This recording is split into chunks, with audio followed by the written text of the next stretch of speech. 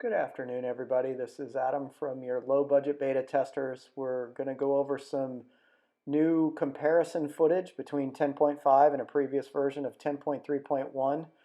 One of the things you'll notice here in this first clip is that in 10.3.1 the car darts over into the turn lane for no apparent reason, whereas in 10.5 it stays straight.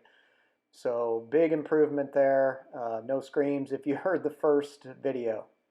And you'll notice that we go ahead and report this in 10.3.1, and hopefully that made a difference.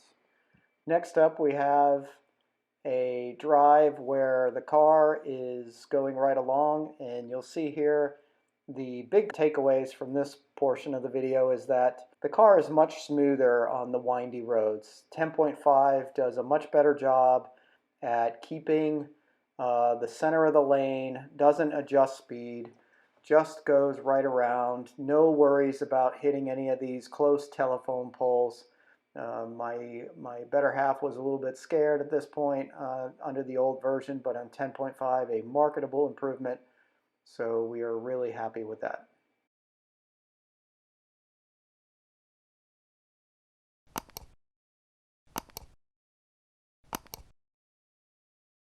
This next little clip here is where we come up where the car really slowed down quite a bit. The only thing we could think of is that it thought the branches on the side of the road were animals. Next up was going over some speed humps here. You can see in both videos the car slowed down for the first hump, but in the second speed hump here about 100 yards away, the car failed to slow and we went over at the regular speed close to 40 miles per hour. Luckily those are pretty smooth, so it didn't do any damage. We went ahead and reported this as well.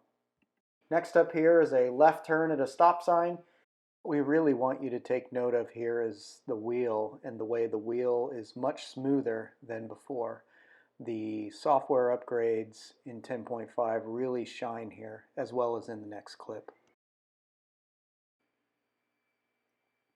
Lastly, here we have a roundabout in a neighborhood. So basically it just goes around and comes back right about here where you can see. So it makes a horseshoe. As you can see here, 10.5, watch the steering wheels, is much smoother in the ability to get around the actual corner.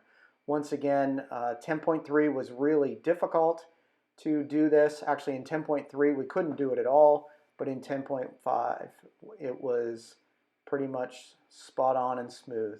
Also note how the blinkers turned on in both, even though it's merging down the same road. So that's really interesting how it creeps for autopilot. And this last clip here is around Old Colchester, the bridge. You can see here in the bottom corner, the car tries to slow down at the last second, just as we take the corner, but it's too late.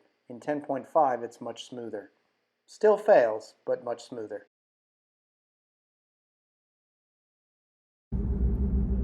All right, we are live, and we are doing a special request, Government Center Road, I believe it's what it's called, and Ridgetop. I hear the intersection's really challenging, so as soon as we make the corner here, we'll put the car in autopilot. It should re-navigate, and the goal is to make a left at Government Center Road. So we'll see how it does. Off we go.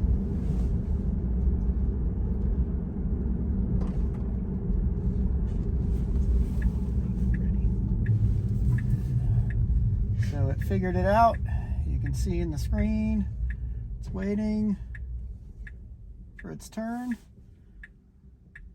And I'm not doing a thing here, so it's gonna go. Pretty easy intersection for it to handle. So we'll take it in a different direction here in just a few seconds and see if it's any more challenging. All right, we're coming at it from a different angle now. We're taking Government Center and we're gonna make a left onto Ridgetop Road. So let's see how this goes. It is a four-way. It does think this is a turn lane, so we will abort here, and then we will do it ourselves.